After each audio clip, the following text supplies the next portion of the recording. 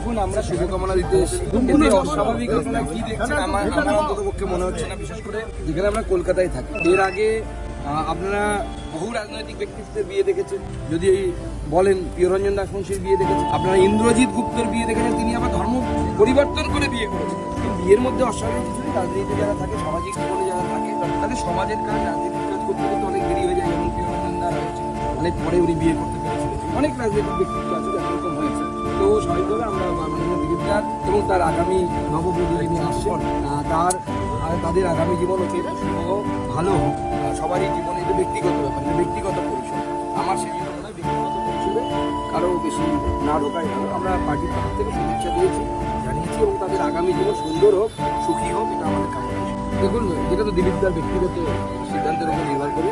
আমার বিশ্বাস দিলীপ দা যেভাবে কন্ট্রিবিউট করেছেন বাংলা রাজনীতিতে, আগামী দিনেও উনি আশা করি সেইভাবে কন্ট্রিবিউট করবেন।